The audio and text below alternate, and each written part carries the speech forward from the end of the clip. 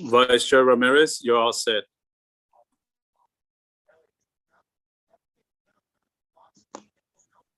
Awesome. Can you guys hear me?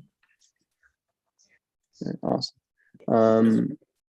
Are we set to start the meeting, or are we waiting for anybody else to join? You are all set, Vice Chair Ramirez, to start. All right, cool. Awesome. Good evening, everyone. I would like to call the April 28, 2022 Parks, Recreation, Community Service Commission regular meeting to order at 5:33 p.m. This meeting is taking place entirely by teleconference via Zoom. The public is accessing the meeting via the Santana YouTube channel or the city's website. The commission members and I, along with the city staff and recording secretary, are in different locations. Please bear with us as the technology may disrupt the flow of the meeting. Will the recording secretary please call roll? Thank you, Vice Chair. Commissioner Matthews? Present. Commissioner Gomez? Commissioner Nelson? Present. Commissioner Torreblanca? Commissioner Wu? Here. Vice Chair Ramirez? Present. You have a quorum, Vice Chair. Awesome. Thank you very much. Now, please join me for the Pledge of Allegiance.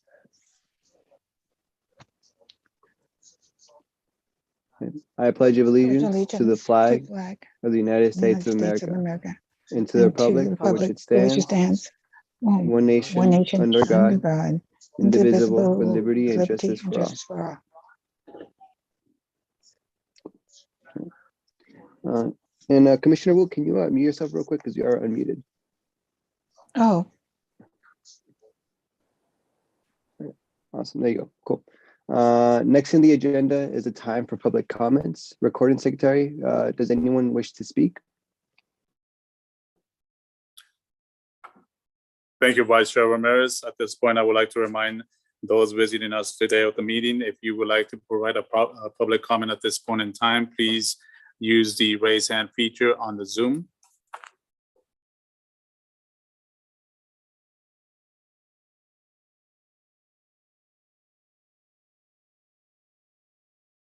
Vice Chair Ramirez, at this point in time, I do not see any public comments. Okay, cool. We'll move on to the next section.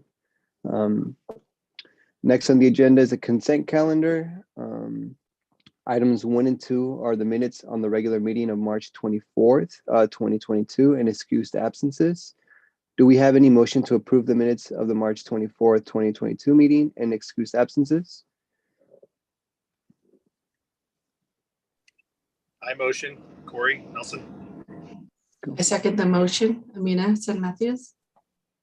All right, awesome. So we motion to approve the minutes. Do we vote on it or? Vice Chair will do a roll call. Okay, cool. Commissioner Matthews? Yes. Commissioner Nelson? Yes. Commissioner Wu?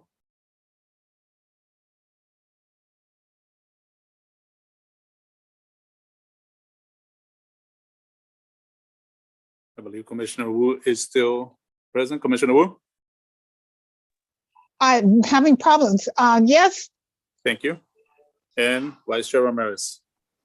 Yes. Duly noted. With that, that is the end of the consent calendar. Today we have one item under the new business. I will turn this over to Executive Director Rudlaw for item 3, which is the drafts park facilities, trails, and open space master plan. Thank you, Commissioner Ramirez. Hi, everybody. My name is Lisa Rudlaw. I'm the Executive Director of Parks, Recreation, and Community Services. And tonight is an exciting night, and I'm glad you all are here because we know that for decades, the Santa Ana parks, our recreation facilities, our trails have needed significant investment to keep them safe and enjoyable for all of our children and families and residents. So tonight we are going to present to you a draft Parks Master Plan. that we, or all of us in this room, have been working on the past 18 months that will guide our city in the investment in our parks, our recreation facilities, our trails, our open space, our programs, events over the next 10 years. And so this plan will define our mission for parks and recreation. It will identify community priorities for park system enhancements and improvements. It will address park access and equity issues on a citywide scale. It will provide overarching investment strategy to increase parkland diversity, recreation options, and sustain existing assets to support community livability, park safety, trail connectivity, health and wellness, and our quality of life. So this master plan has been a long time coming. This is going to be a fantastic roadmap for our community and for the city council as we move forward and build our parks and amenities to serve our community. Tonight, we're going to go over the plan. I know that the commissioners had a hard copy delivered to their house, but tonight we're going to do an overview of that, and our consultants are going to step us through. We'll also have time for advisory group comments as well as commissioner comments. And then at the end, we would like for the commission to make a recommendation to the city council to approve the draft master plan that will be presented to them on May 17th. So at this time, I'll go ahead and turn it over to Cindy Mendoza with MIG, and she will take us through. Welcome. Thank you so much. I am honored to be here tonight to share with you the results of 18 months of work that involved many residents, community members, you all, city staff, and others, and really identifying a strong master plan to carry the department and the entire city forward in enhancing and improving your parks, facilities, programs, and trails. As mentioned, I'm going to give you a quick overview of the plan, realizing that you have not had time to read the whole thing, and that as a first plan, it includes many details to provide additional guidance over the next 10 years. We're going to give you an opportunity after this presentation to ask some clarifying questions, and then we're going to allow our vice chair to facilitate a conversation amongst our advisory group to discuss any comments or desired changes that they would like to see. And then commission members can build on that by also suggesting any comments or desired changes in order to make the decision that we just referred to, and referring the plan to City Council for approval. With this in mind, I am here with my associate, Ana Padilla, who is going to be behind the scenes taking notes so that we have clear insights from you all on any edits or revisions that are needed as we carry the master plan forward into its final form. This is a 10-year plan. It's called the Parks Master Plan, but it does provide guidance beyond parks to include trails, facilities, programs, and open space. It's organized as 8 chapters with a shorter executive summary up front to provide an overview, a more detailed look at your entire park system, the community and community's priorities, park access, equity, and opportunities, level of service around facilities, trails, and programs, and then system-wide recommendations that apply to the entire city, as well as site-specific recommendations that apply to new and proposed as well as existing parks, culminating in an action plan for the future. It also includes 5 additional appendices. This includes the added data that city staff will use in order to implement this plan and to bring this information into their annual work plans moving forward. As you heard, this has been an 18-month planning process, which gave us sufficient time to evaluate your existing system and then provide a more extensive assessment of community needs, which includes both outreach and engagement, as well as a technical analysis of needs to cross-check one another and understand community priorities.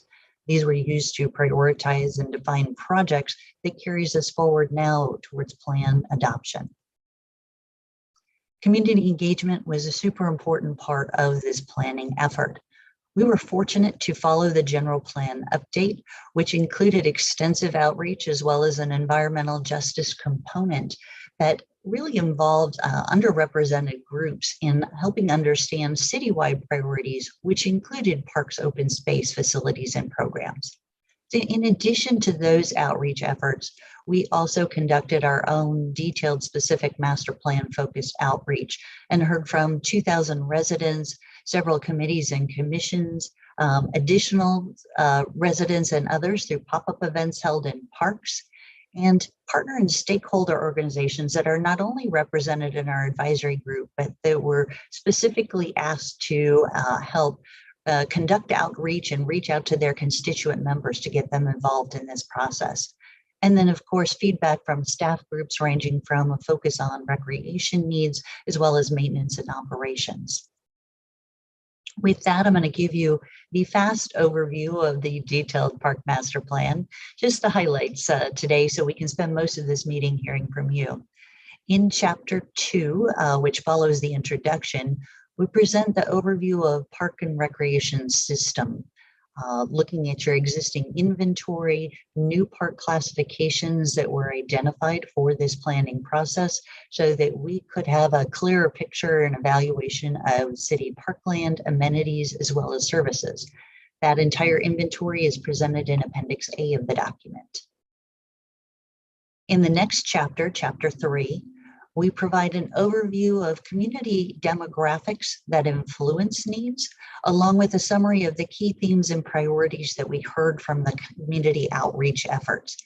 So these priorities are summarized here, and we've discussed these in past meetings so that you are more familiar with them. And you can see in the plan that they are supported by some of the outreach findings and even quotes and comments that we heard from residents as part of this planning process. As you get into chapter 4, this gets more into the details, looking at parkland needs by considering park distribution, park access, and areas that are served and not served by parks. The chapter includes a series of maps such as this one that really focus on the areas that are served, which here are shaded either in green or other colors depending on the type of park or area that's served. And then it acknowledges those areas that are residential areas that do not have parks. Those are the areas that are shaded in the pale yellow and numbered so that you can see that there are 43 areas that do not have access to any type of park within a quarter-mile walk or a half-mile walk, reflecting the standards of Santa Ana's park system. 43 areas is tremendous, but the needs in those areas are not equal. So the plan also includes maps such as this one that distills some of that initial information to help the city focus on priority areas. There was an extensive evaluation of the 43 unserved areas, recognizing that some of those 43 actually have schools with recreation facilities, or partner amenities and facilities such as a Boys and Girls Club, or even private opportunities that are located there. Some were proposed for trail corridors, or some we realize actually could have access to existing parks through removal of some barriers to those existing sites. So this allowed us to focus on those areas where there were other opportunities to meet needs, which are the ones highlighted in yellow. And then the ones highlighted in green are ones where there are no other such opportunities. So acquisition is more of a priority. Beyond that, you'll notice that some of these areas also have a red dotted line around them. That references the fact that environmental justice is a very important part of this plan. And there are some areas that are lower income, higher density, more racially diverse than others. And we want to make sure that everyone has access to parkland, but we also reflect the fact that there is not equitable access across the system and that some areas might need additional support to access parks than others. Beyond that, we also looked at trail connectivity. And this goes beyond the connectivity that's recommended in a non-motorized transportation plan, because we really looked at those corridors that would enhance recreation and park access. And what you see here are the Golden Loop Trail that's anticipated to provide a recreation feature around the community. That one's in gold. But then the red trails that you see here are what we call key connectors. These are trails that are not yet existing, but that would really improve access to parks, both proposed parks as well as existing parks across the system. In addition to this, I won't go into all of the details, but if you look in the plan, you will find that there's additional needs identified for the 5 focus areas that are called out in the general plan so that we more specifically understand park needs there. We really look at those park deficiencies. We even look at where major facilities such as your indoor recreation centers and your swimming pools are located to make sure those are accessible across the city. We look at things such as active recreation, knowing that health and wellness is important to this community, and we want to make sure that there are nearby opportunities for fitness. And then beyond the gaps, recognizing that Santa Ana is one of the most park deficient communities in Orange County, but also across the nation. As you look at the NRPA data, National Recreation and Parks Association, that we compare the city to, that because of that deficiency, we also identified other land acquisition opportunities. And that led us to a conversation and information in Chapter 5 about your desired level of service for parks, facilities, trails, and programs. Level of service is a metric that allows us to measure how much parks or facilities you need across your system. For parkland, the metric is typically described in terms of a ratio of park acres per 1,000 residents. And because of the general plan conversation, there's been a lot of discussion around what this metric should be set at. And in the recently adopted general plan, it was adopted at a level of service of 3 acres per 1,000. With our additional analysis, we have broke this down slightly differently in order to give the city very specific guidance on how to achieve and increase its additional parkland. And what we note is that some of this level of service metric will be achieved by what we call city parkland. So these are your citywide parks, your community parks, your neighborhood parks, pocket parks, and the like.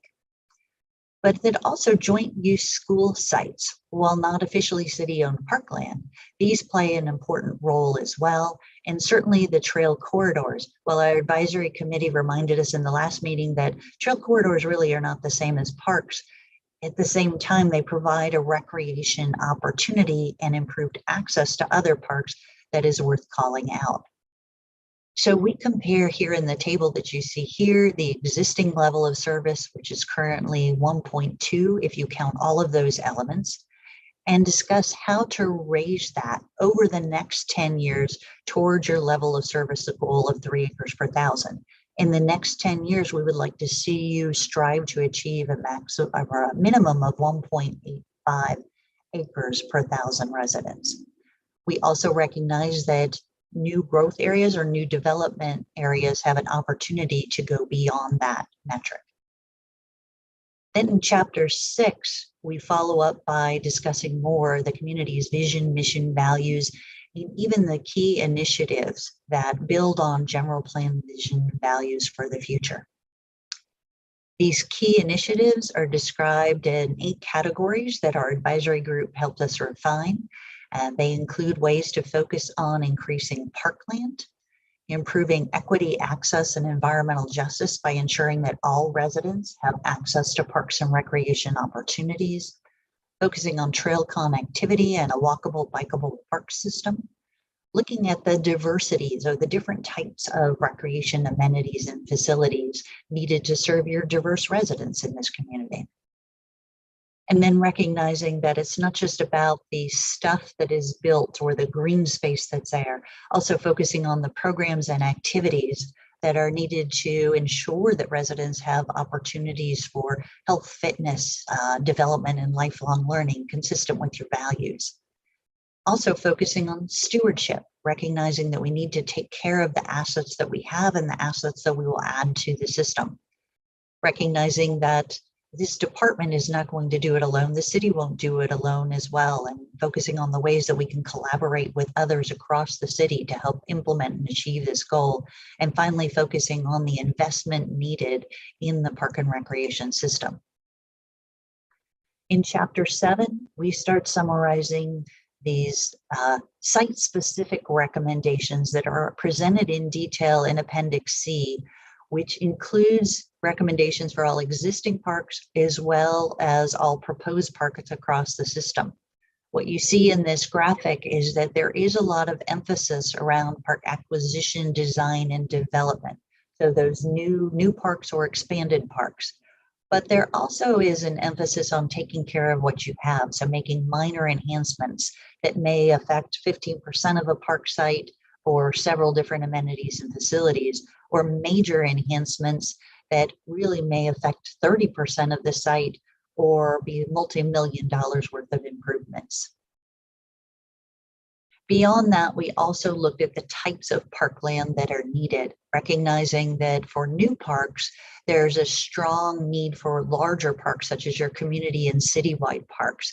This acreage, as you may imagine, will come from not only expansion of your existing community parks, but also opportunities potentially such as an acquisition of the Willowwood Golf Course. Finally, recognizing that the city will need strong guidelines for acquisition so that you're not just taking any parcel of land available, but really focusing on those that provide added recreation value. The plan includes design and development guidelines and some transformative projects to guide project implementation. And then it ends with the capital costs, those 10-year costs on what it will take to build out this system. And the plan really focuses on 3 different types of asset-related costs. Capital, which is what you need to build, construct, and develop new projects, as well as to improve existing assets. But then there's the maintenance, which is more of an operational cost to take care of existing assets, and then looking at reinvestment and replacement, which is important to set aside funds to repair, replace, amenities and facilities when they are old, worn, and aging. The plan did not include administrative or program-related costs. I want to point that out because it's really focused on the land acquisition needs. And it shows that there is potentially a price tag if you are purchasing all the land at market value for the land needed to get to this 1.85 acres per thousand at a price tag of approximately $680 million. So again, now you can see why we realize in 10 years that you're probably not going to jump clear to 3 acres yet. But what this also shows is that there's a detailed analysis in Chapter 8 to talk about where the funding comes from to get here. And so there's 2 key things there. One is that the city does have a residential impact fee that can be modified to increase funds. Currently, it is designed to acquire approximately $43 million through the year 2030. So not all the funds are going to come from there. But what's important to realize is that these funds can be offset as well through partnerships, through sponsorships, through grants. Doesn't mean that the city necessarily will be paying this amount. But if everything had to be purchased, we wanted to have a sense of what does it cost to build and develop these parks and improve parks, as well as maintain them going forward. And the important piece then is to relate this back to that level of service. We've identified costs to enhance those existing parks, but also what you can see here is that the larger cost obviously is in that additional parkland to grow the park system. The community has been clamoring for this, and it is a significant opportunity to be able to do this. Again, these costs are based on outright purchase, but that doesn't mean that that is the only mechanism to use to acquire new parklands. Looking at this level of service, I'm going to head off a couple of questions here quickly. The first thought for those who have really pushed for the 3 acres per thousand, which is a significant win in the general plan update.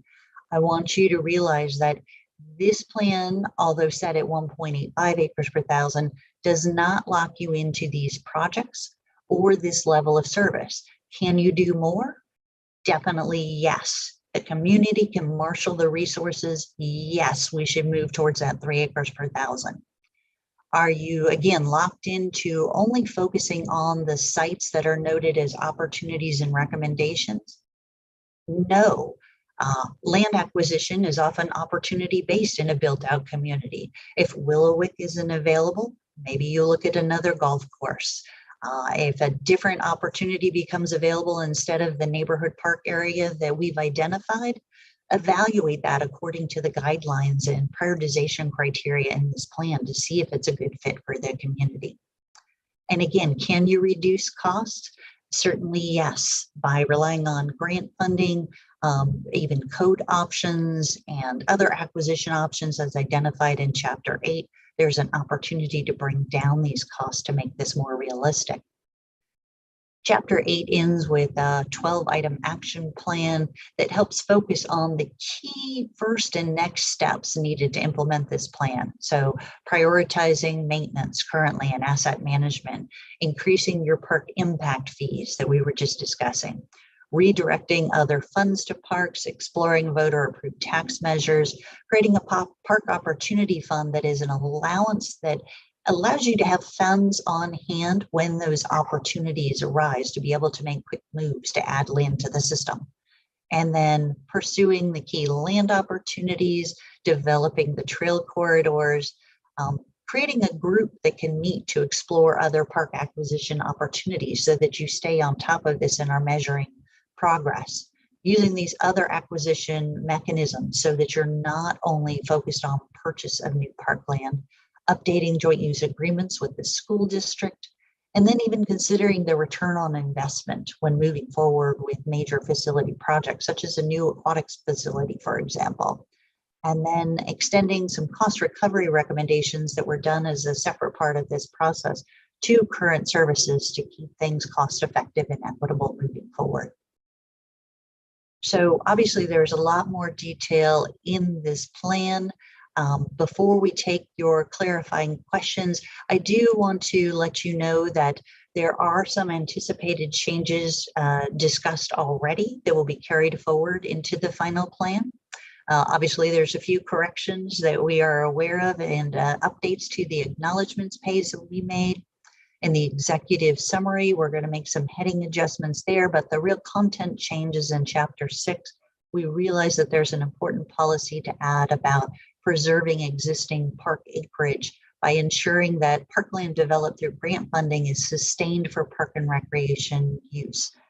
This is an important requirement of many grant funds, anyhow, and granting agencies. So it's an acknowledgement that these lands need to stay as in supporting the community's park and recreation needs. So with that, we'll take clarifying comments. And then if there are no questions, then we'll go into your comments, starting with the advisory group. And my understanding, Vice Chair Ramirez, is that you would like to facilitate this, calling on people with hands raised. Is that the case? Vice Chair Ramirez, I think we could have Mr. Sandoval, Recording Secretary Sandoval, do it since he's in charge of the hand raise and all the functions, if that would be okay. Yeah, that would work. Great, thank you so much, Vice Chairperson. Is there a way that Ms. Mendoza, we can minimize the presentation, or so we can, thank you so much for that. At this point in time, ladies and gentlemen, as we had mentioned before, if you are wishing to make a comment regarding this presentation, whether clarifying questions or part of the advisory group, if you are part of the advisory group, please identify yourself as that. Thank you so much. We do have a couple of questions that have been raised right now.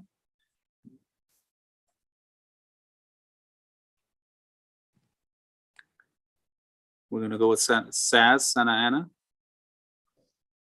Oh, go ahead. Thank you. My name is Christopher Pardon. I'm with the, I guess the PAC or the advisory committee as well too. Also resident of Ward, because I know we have new maps. I think I'm Ward 6 now. No, yeah, I'm Ward 2. No, 5. Sorry, I'm Ward 5 now.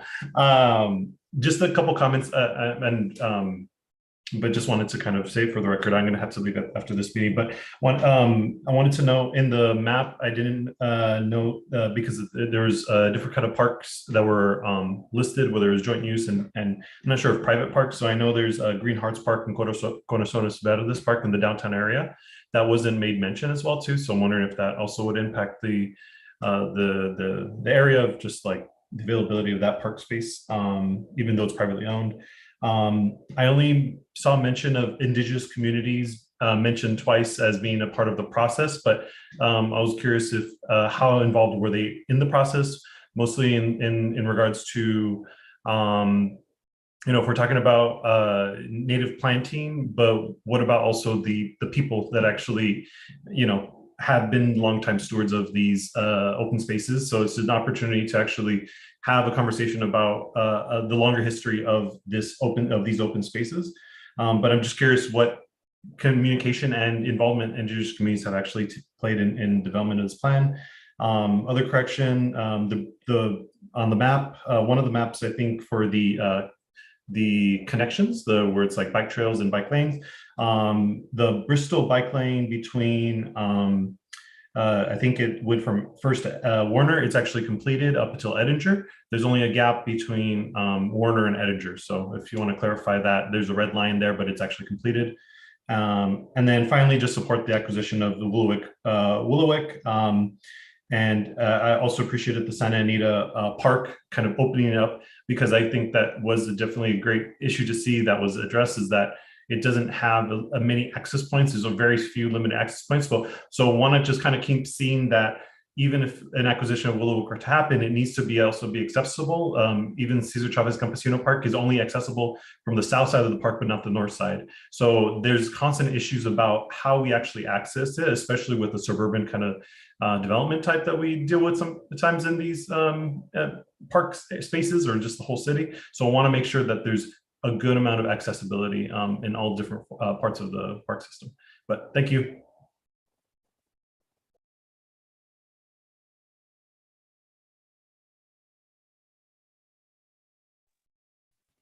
Thank you so much for your comment.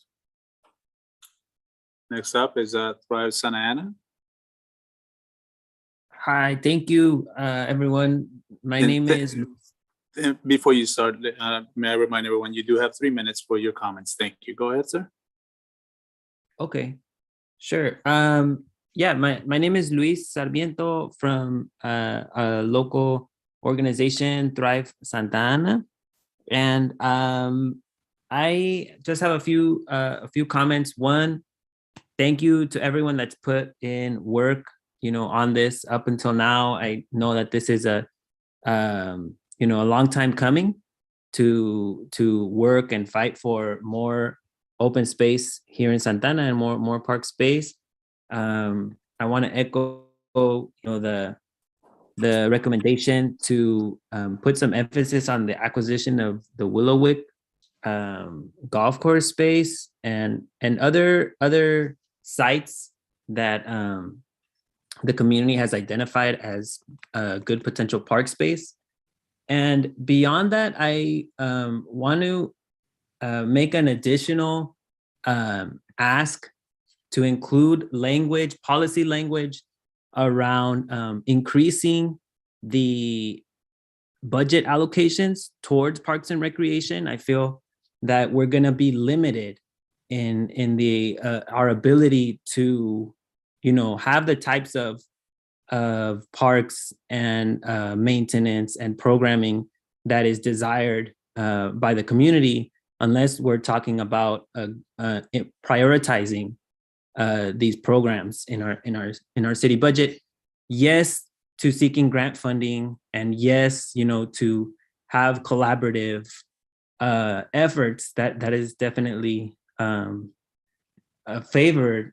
However, as a local community organization that has sometimes tried to collaborate at the local community centers, a lot of times Parks and Rec staff are limited into how much they can collaborate and offer space because of budget cuts. And I remember in the early 2000s trying to organize events at some of the local community centers, and the Parks and Rec staff couldn't, make themselves available due to liability restrictions, due to time that they did not have. They were instructed by their directors to not engage in new collaborative programs because they didn't have the time in their schedules to do so.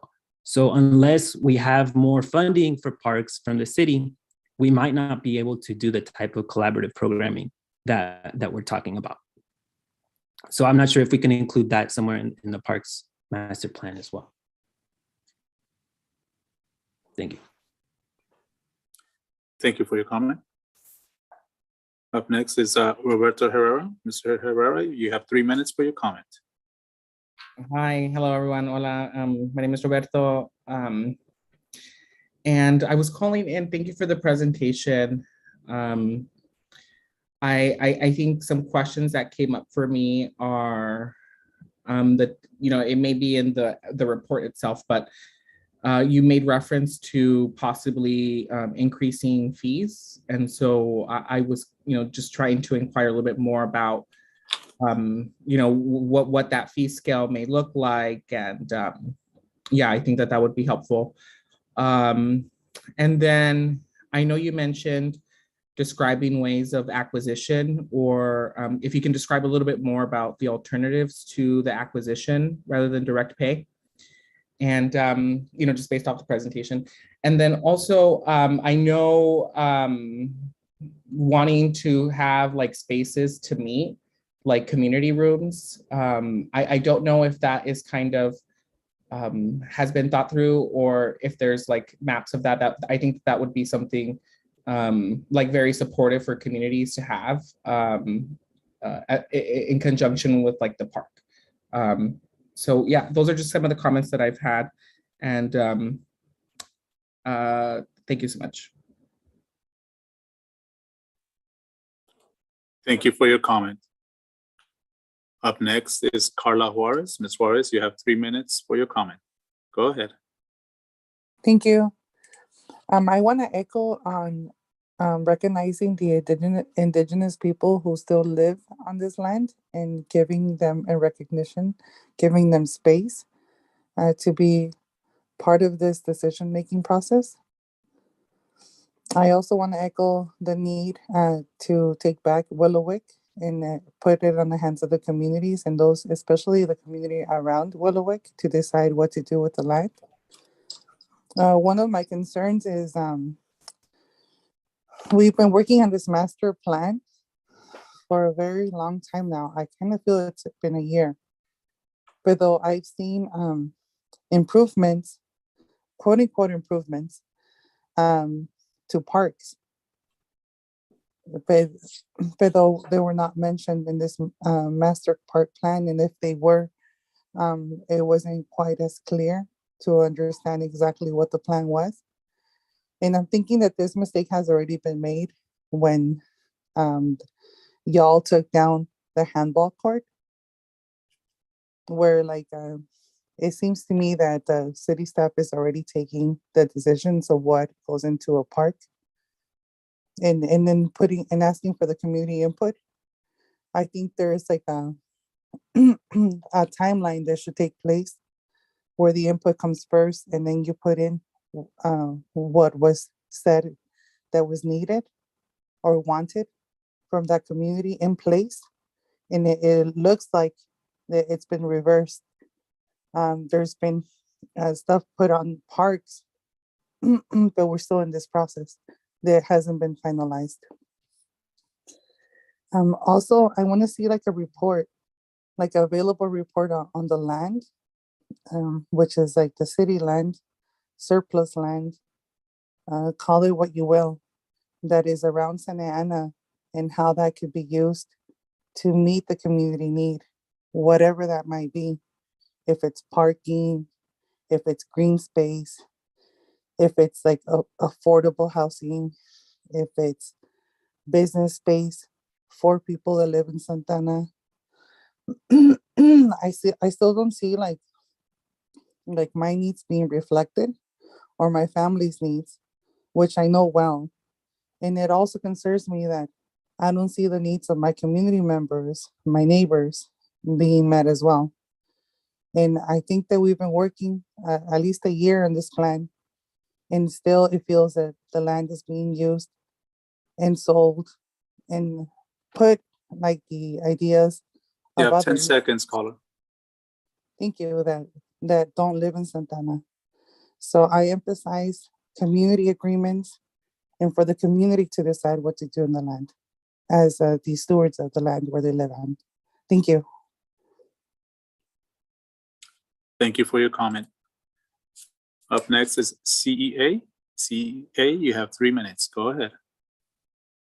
Hi, thank you. This is Hilda Ortiz with Latino Health Access.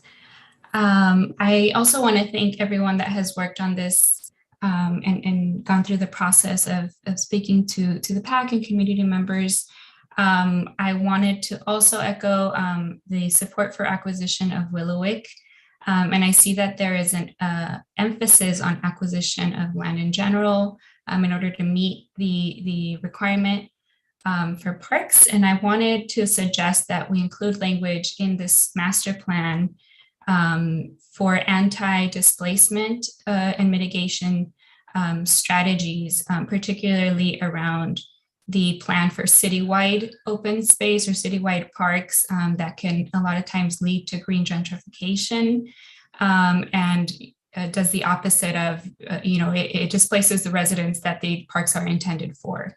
And so I think it's important to include that language in the plan, also to align with similar language that's been included already in the general plan, and that is in the housing element of the general plan potentially. And that was all. Thank you. Thank you for your comment.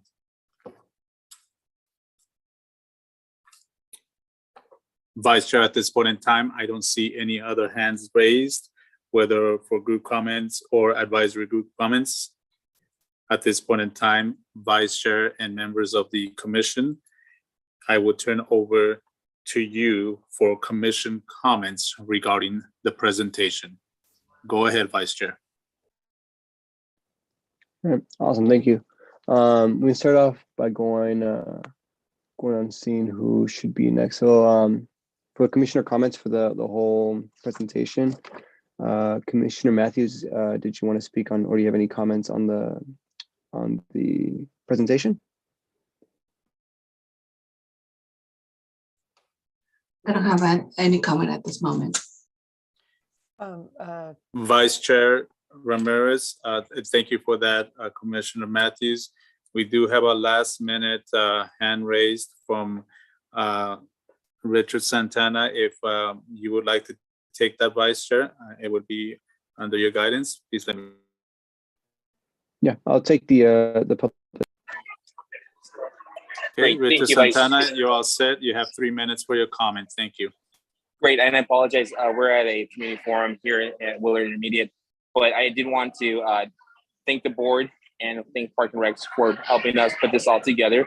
My only comments would be if we could just focus more on lighting and striping, as far as like on the trails that we have, just there's gonna be bike stripings and safety signs for folks. So those are my two only suggestions. But other than that, thank you for allowing us to be part of this board and giving input. Thank you for your comment. We do have one more hand raised, Vice Chair. We have Magnolia Moreno. Ms. Moreno, go ahead. You have 3 minutes for your comment.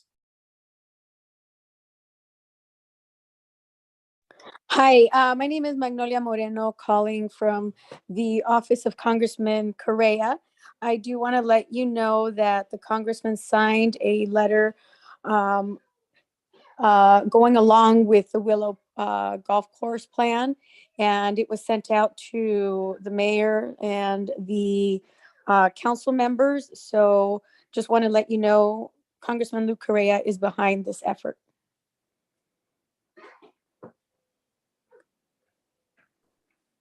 Thank you for your comment. Vice Chair, without no more hand raises, it comes back to the Parks, Recreation, and Community Services Commission to discuss and provide any comments regarding the presentation, and thereafter commission recommendation to the City Council to approve the draft plan. The floor is yours, Vice Chairperson. Thank you very much. And I believe Commissioner Gomez is not available today. So then it will go down to Commissioner Wu. Do you have any comments on the presentation? You're on mute. Oh, yes, I'd like to comment.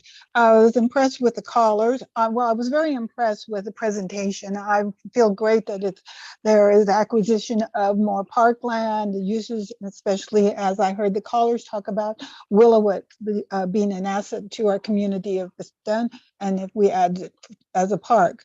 Also, I was kind of concerned too that there was a lot of talk of adding more land, but I didn't hear anything about programs. Is there going to be some plan about the use of the program? I think one of the things that Luis had mentioned is that when any of the community groups want to use it, the community centers were not open, the staff time was not allowed enough time. Was that when taking some of the information, or is that another part of the budget? I would like to know. May I answer that? Or did you want me to do it at the end? Oh, you could answer that. I just, that was one of the questions that I wanted to ask. And also the fees too. I'm very concerned of increasing park fees because I've had a few of the residents be upset about it, and the staff not really working with them about giving them, allowing them. They are not against the fees, but that they would have liked to have given heads up on this, and that park staff would give them more time to know about the fees and how much the increase would have been. Also to services, program services, like, are we going to be including the splash pads also in any of those programs? Services, what kind of services? Right now, I had gone to El Salvador Park and the computers that were there were taken away. Didn't ask why, I would like to know, but I think that's kind of the youth programs that we really need very much in El Salvador Park. And the uses of the park in itself, there's no real details and monies that are going to be budgeted for that. So I'd like to answer on some of those issues. Okay, Commissioner Wu, this is Lisa Rudlaw. And so I think your question regarding the programs and facilities, I'm sorry, the programs for youth and the fees, I think we're misunderstanding the fees. I'll let Cindy talk about the fees in just a second. But the programming in the past, when I apologize, I don't know who that caller, who that person was, but we have programs, we have cannabis funding for youth programs. And so it's a different time and it's a different budget. And our budget is much better than it was, I think, in the past to provide programs. We had a financial sustainability study last year that analyzed all of our programs and services to the community. And so that's where we engaged the committee and asked what they wanted. And so we are about to, Tim Pagano, our Recreation and Community Services Manager, and his staff, he's building his staff right now and hiring more people to provide those programs. We've also just, at the next council meeting, we're giving away $2 million to nonprofits for youth violence prevention programs, for after school programs, for sports programs and such. So that's some of that federal money that we have. So I think we are in very good shape to be providing programs and services at our community centers. And if we're not going to provide them, then we're going to give nonprofits money to provide those programs. Did that answer your question? Yes, it did. How about the fees? What is that all about? I right. Misunderstood that or what? I'm not sure. Yes, I think you're thinking with regards to recreation fees. The fees we were referencing are impact fees. So they are fees that are paid by developers and associated with new development. So it's charged at the Oh, time when land is subdivided. okay. Thank you very much for that clarification. Otherwise, I'm very impressed with what you presented. So that's all my comments right now. Cool. Thank you, Commissioner Wu. So after that next would be, I believe Commissioner Torreblanca is absent today. So that would come out to be Commissioner Nelson. Do you have any comments or questions for Mrs. Mendoza on the interview or on the Yeah. presentation? Yeah, I mean, there's obviously a lot to unfold here, but there's a couple things that stand out to me that I think that need probably more urgent attention than anything. We space-wise, as far as our parks and communities concerned, we need more space, right? The easiest thing I can see is to actually develop and create better joint use programs with the school district.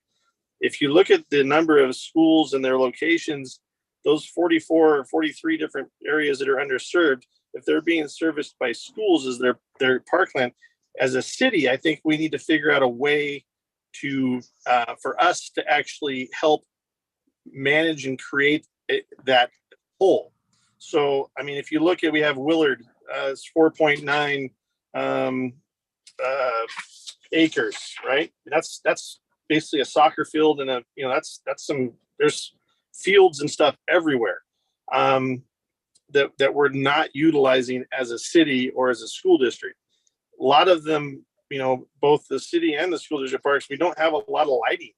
A lot of the stuff that's going to happen within our community happens after hours of work and after school. We need to find ways to light these areas and create joint use collectively. These joint use agreements that we have with the school district have been grossly neglected and not actually providing any service to our community when we have a resource that's right there at our hands. We just need to create this. And a lot of times, from my perspective, personal perspective, this comes down to political, between the Santana Unified and the city council. I think as a community, we need to fight for our space, and those schools are public space. We need to do it in conjunction with the city to make this work. However it is, very similar to how we do with Willard. It's open in the evenings. The city oversees it. There's that's something that we need to really look into and figure out, because we're leaving a lot of acreage underutilized after 4 o'clock. So that's my initial thing. I'm sure there's probably a bunch more we could dig into if I was able to read through all 100 and 300 pages of this thing. But other than that, I really love the approach as far as how we're looking to acquire more land and figure out what we can do to make this better for our city and our youth and everybody. So thank you. We appreciate Thank you, those Mayor. comments, and if it helps, there are recommendations and guidance through chapters 4 and 5 for 26 additional joint use sites identified potentially through an agreement with the school district. So that certainly is an important part of the analysis. Are those, have we discussed this with the school district, or are those areas that we've just identified? They are areas identified based on park needs. It sets the stage for a conversation with the school district about the joint use agreement. Okay, thank you. Thank you, Commissioner Nelson, for your comments. I believe the last one would be me. So I do have some questions and some points of clarifications. Just for the beginning, a bit more clarification on you guys' categorizing for city park and also community park. What was your guys' factors of identifying a park and calling it if it's a citywide or a community park? There is a new classification system that is introduced in Chapter 2. What it shows is that there are parks that are serving the entire community. Of those, the ones that we classify as citywide parks are typically larger than 15 acres in size and are intended to provide major recreation facilities, cultural venues, and natural areas to serve the entire city and in some cases even beyond. Community parks, on the other hand, are typically 5 to 10 acres in size. They typically serve a portion of the community or several neighborhoods. They often provide programming space as well as sports or activity space, again, for nearby residents. Thank you very much. I was just curious. I was trying to read as much as I could from the booklet. It's a pretty big booklet, but I was trying to get through as much as I could. Some comments that the public was saying, which I do agree with, would be more focus a bit of focus more on indigenous kind of cultures, the people that have been working on it longer than we started the whole master plan. One thing I've always applauded for, or something I've always encouraged, is the city of Santana is very cultural. Its people has a lot of heritage, a lot of stories to tell. I would want a bit more focus on making sure that stays preserved as the parks try to expand, either by new land being taken, along with joint use agreements. I did want to echo what Commissioner Nelson said. I believe one of the things that I didn't see, Valley High School has a big park with Carr Intermediate and Carl Elementary School. I would hope to see at least a joint use agreement attempted at that area. It is a very big park. They have a lot of soccer fields. They have a lot of space. I know they have some exercise equipment there, and it's all behind the gates. I would love to see if we can open up those gates to have a bit more access for the communities around there. Give them some space. I would want to encourage more joint use agreements to limit as much as spending to buy new property, and also giving that ability to improve schools at the same time of helping the parks at the same time. It's a mutual relationship I want to try to promote more. I would try to prioritize that a little bit more than buying new property, because it would have to be a whole new process. One thing I would like to see encouraged in this master plan, as I was going through it, I did see a graph where one of the biggest concerns the community has was safety. 43.4% of the community, of the people that were surveyed, said the quality for safety at Santa Ana parks was poor. I would love to see and try to put as much effort as possible to try to minimize that number as much as possible, whether with lights, either extra work to try to make sure the area is safe for kids running around, also to minimize late night activities that may not be so well for communities around there, that makes them more stressed out. Trying to make it as possible and as peaceful for families to go with their kids and explore there, not be afraid to go there after hours, or not be afraid to go there when the sun goes down. So I would love to see more lighting, more any kind of enforcements we can to promote safety there, because it does seem to be like one of the biggest concerns for the community, which is always safety. That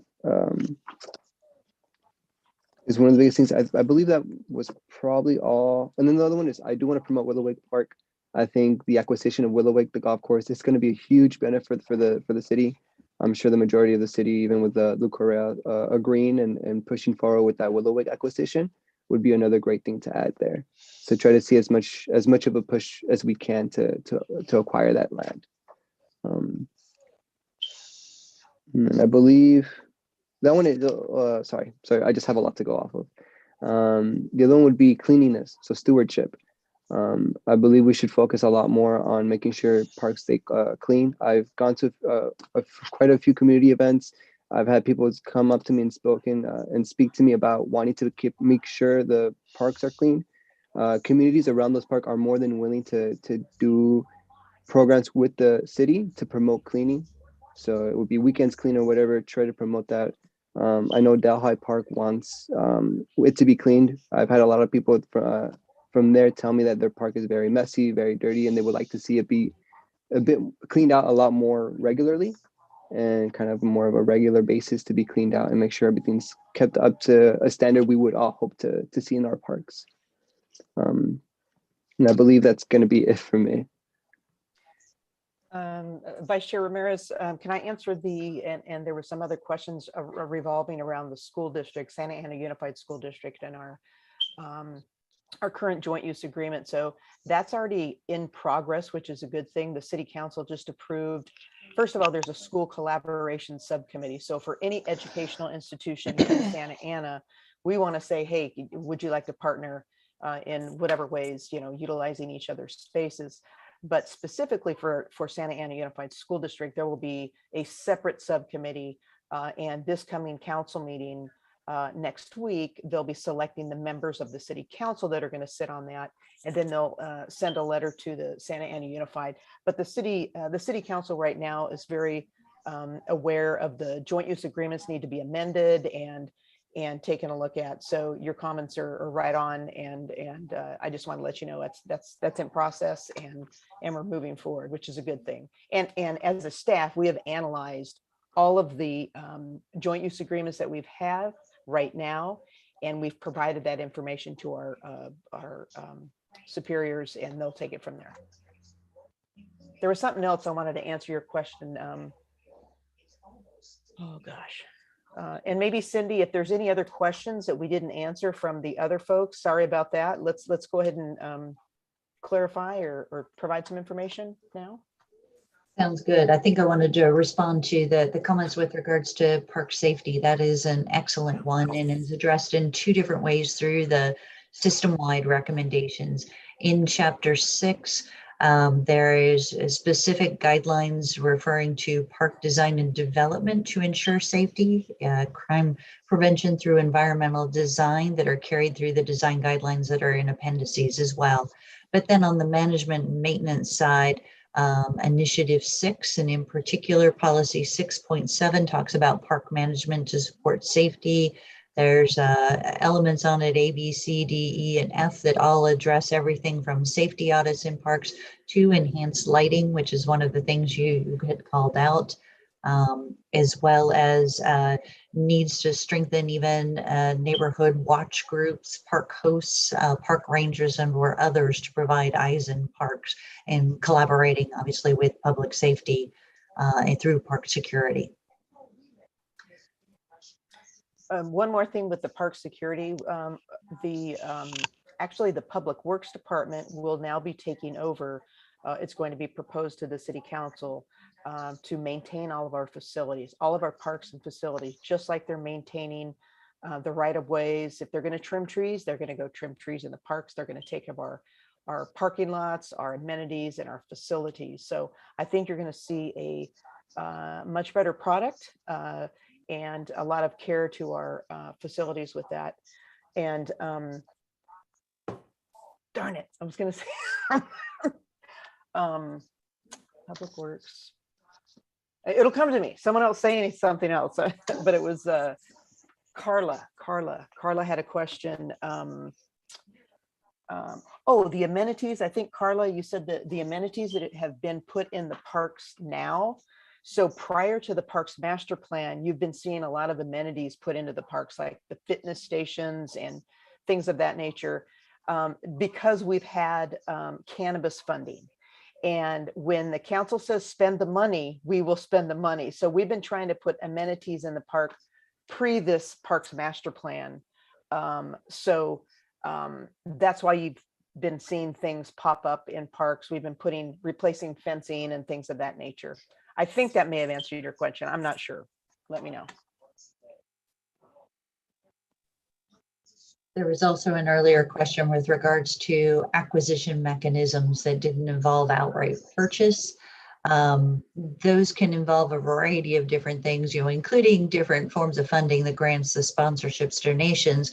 This specifically refers to things such as easements, conditions of approval, code changes so that you can ensure that parks or space that is green space now stays as green space and or is replaced for a 1-to-1 replacement ratio. There's a policy in there with regards to that. But even things like land swaps or conversion of land uses, land trusts, long-term leases, building code changes. If you allow people to build new buildings higher, sometimes that allows more green space adjacent to the building. and similar mechanisms. So we want to make sure that you are considering all options to maintain and expand green space.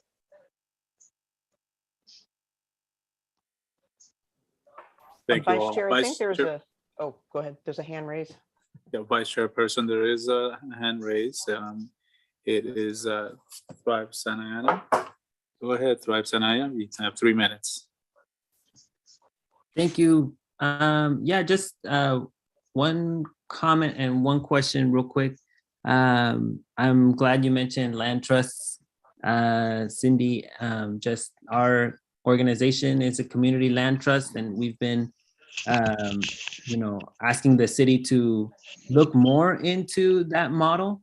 It doesn't even have to be with us, but we just think it's a really great way that communities have been making sure that land use is in the public interest in perpetuity. And I saw that phrasing also in the presentation, and appreciate that as well. So yes to land trusts. And secondly, I believe this was mentioned already, but a lot of the comments that were made today, I feel were really great. What does the follow-up look like to see some of these suggestions and comments incorporated? So similar to the last slide of the presentation that included some final staff comments with regards to changes, we are going to summarize the changes that you recommended and take those with your approval to council for the presentation on May 17th to see if they agree with those, approve them, and if they make a motion to adopt the plan with those changes will be incorporated into the final plan.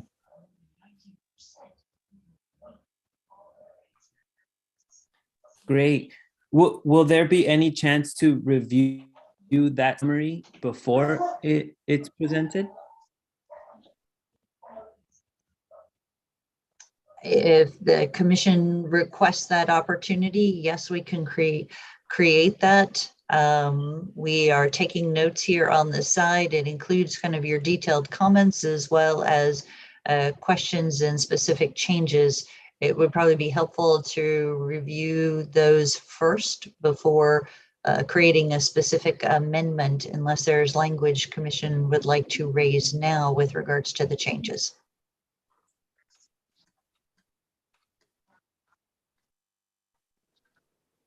I don't believe there might be any language specifically, but we would like to review real quick the comments and the advice you wrote down after the commentary that was given.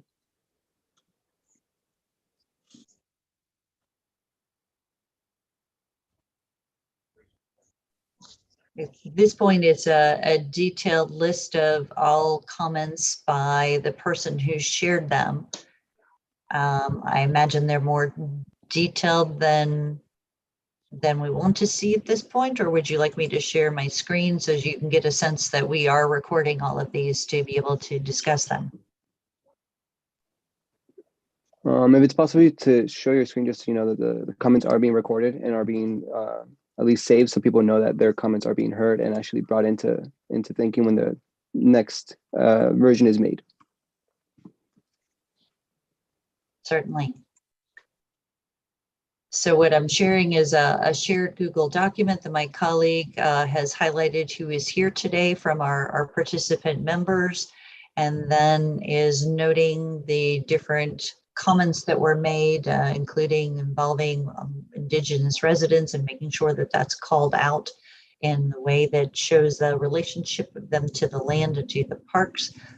It references additional gaps that were noted, the emphasis on Willowick, adding policy language.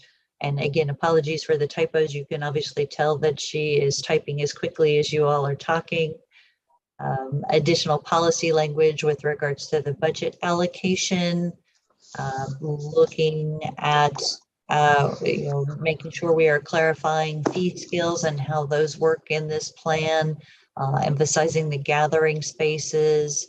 Again, looking at improvement opportunities and community needs, as well as the community agreements that are emphasized, making sure we're focused on Willowick, addressing anti-displacement strategies. There is a policy in Chapter 6 that does just that. Focusing on the lighting and striping of trails that were raised and making sure that that is within the guidelines that we provided. The most recent comment about making sure we are incorporating those land trust options, especially with the acquisition of the green space. And then moving down to commission comments, making sure we are continuing to emphasize the acquisition, but also acknowledging the programs that were added. And that, by the way, was a question that we did not respond to. In Chapter 5, there is an evaluation of program needs, and it does raise the different types of programs, such as special events, more empowerment programs for youth and other disadvantaged populations.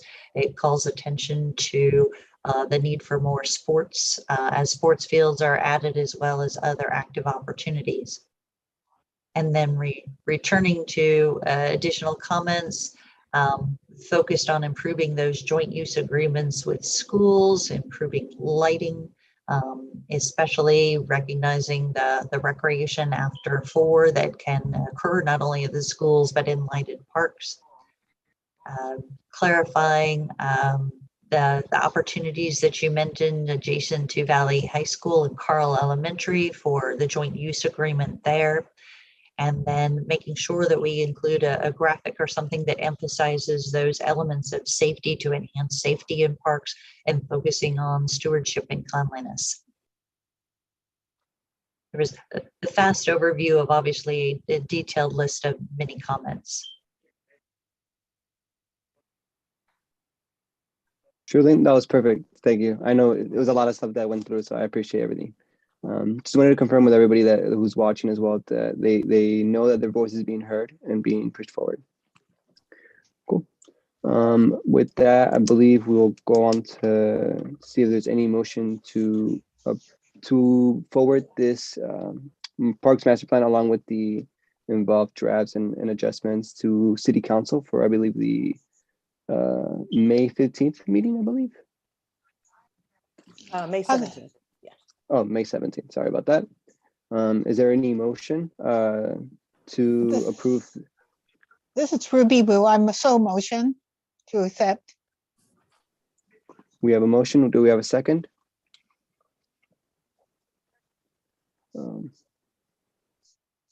I second Commissioner Nelson.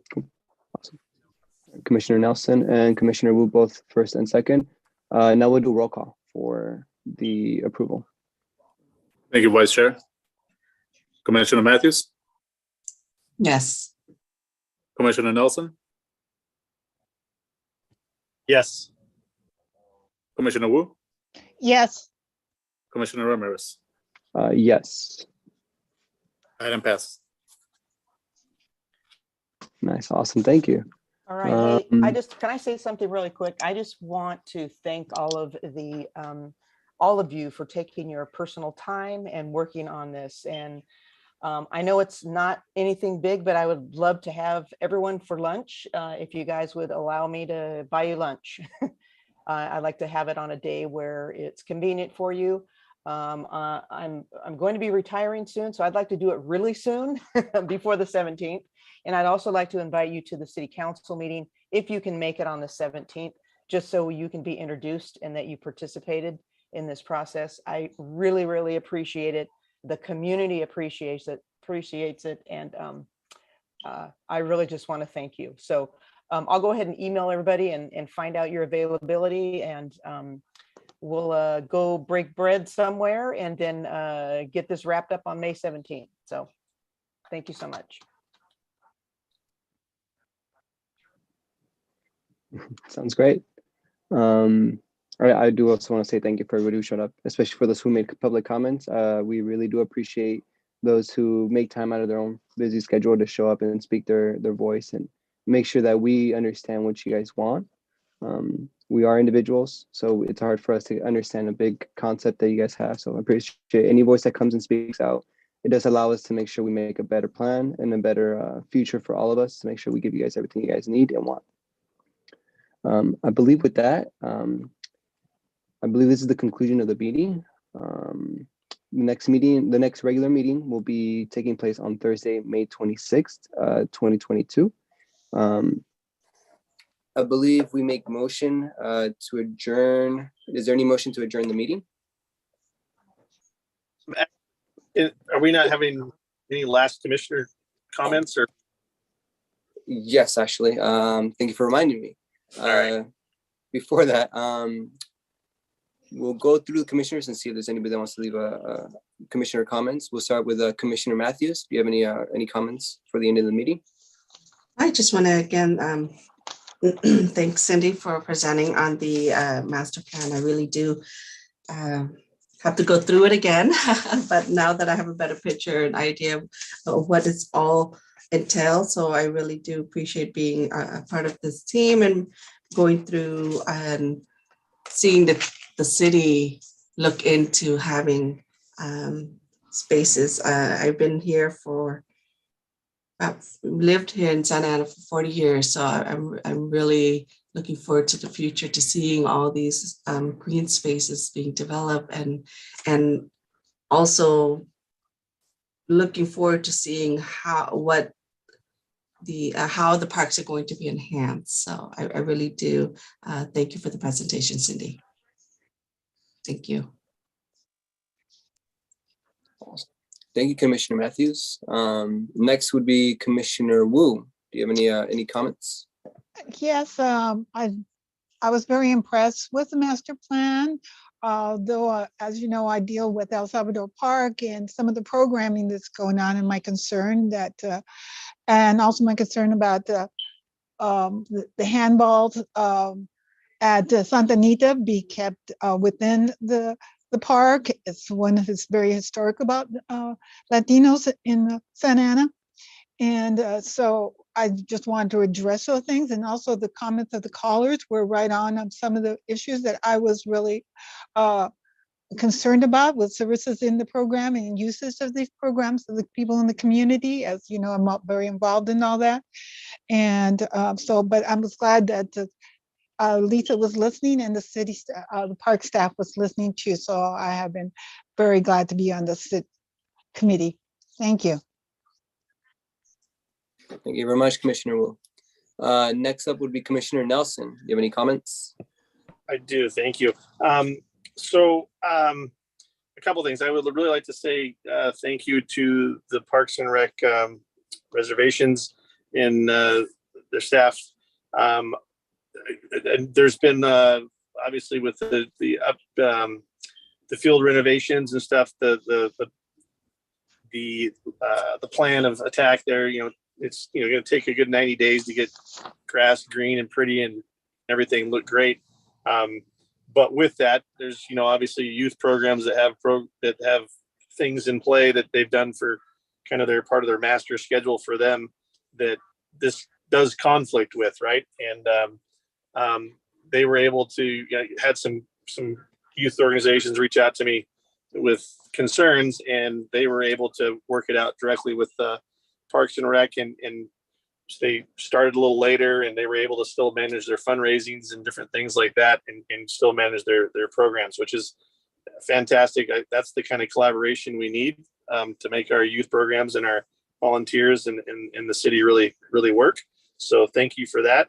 But I still I'm going to hit on the joint use thing again. I think that's something that we really need to, Mr. Ramirez hit on the joint use at Valley Sports Complex.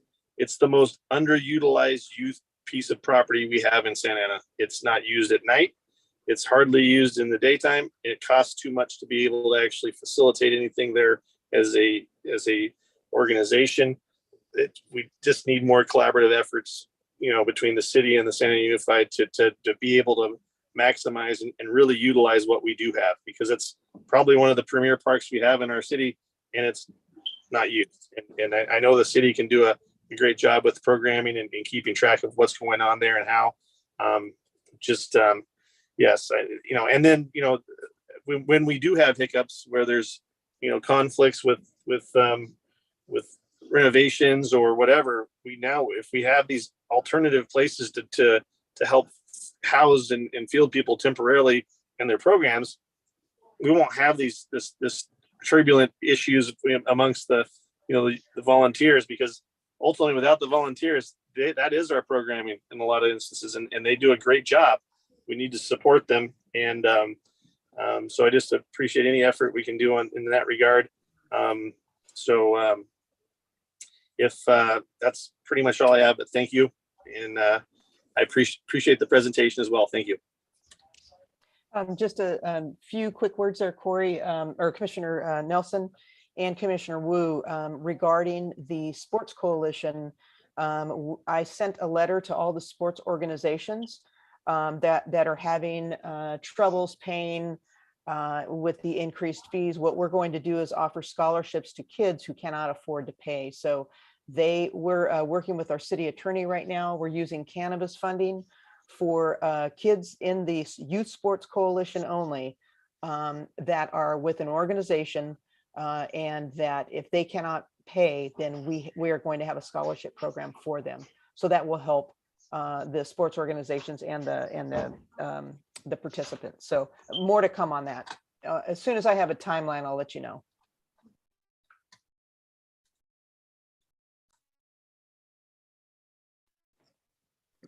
Awesome. Thank you, Commissioner Nelson, for your comments. I believe next would be Executive Director Lisa Rudlaw. Would you have any comments? Oh, I just wanted to thank everyone, and I'm very appreciative of what you have done and what you do for the community and the organizations that you're with. And this is my last commission meeting. It has been an absolute pleasure to work with the city of Santa Ana. I've been doing this 32 years, and I've said this a million times, that city of Santa Ana has been my favorite place to work of all the cities that I have worked for throughout my career. And I love the community, and they are very appreciative of what we do for them. And that is my passion, and I appreciate the opportunity. I'm honored to have worked here. So thank you so much. Thank you very much, Mrs. Rudolph. You can't do that to us. That's the passion that you have is the passion that our city deserves, and we hope whoever replaces you has the same passion. And thank you again for all your service. Echoing what Mr. Oh, sorry. Go ahead. No, I was just going to echo Commissioner Nelson's wording. I really would like to meet you in person, Lisa, one of these days, before, just to really thank you for all the great work that you've been doing for the Parks and Rec. Thank you. Lunch. I'm buying lunch, people, so be there.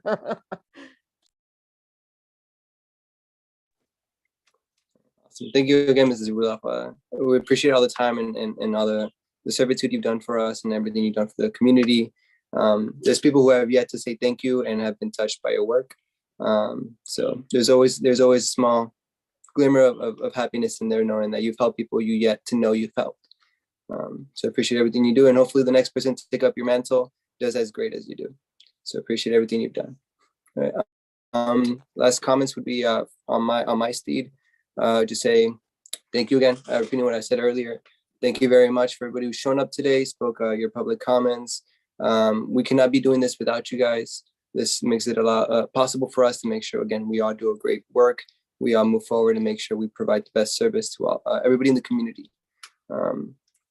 And again, last cycle would be Mrs. Rudolph. Thank you. Can't say thank you enough. And then that would be that would be the end of my comments. And then with that, I believe last one too would be I apologize for any rough patches throughout the meeting. First time running the meeting, so you did a great job. Thank you very much. But hopefully everything went well. From now on, we get better and better with every meeting. So I believe with this is the conclusion of the meeting. The next regular meeting will be taking place on Thursday, May 26th, 2022. Do we have any motion to adjourn the meeting? I so motion to end the meeting. Commissioner Wu, and Commissioner Wu and Commissioner Matthews both motion first and second. With this comes to a roll.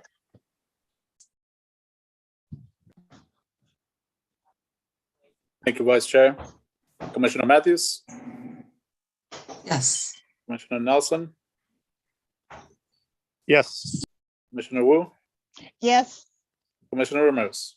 Yes. Thank you all. Meeting is adjourned at 6:57 PM. Thank you very much. Enjoy.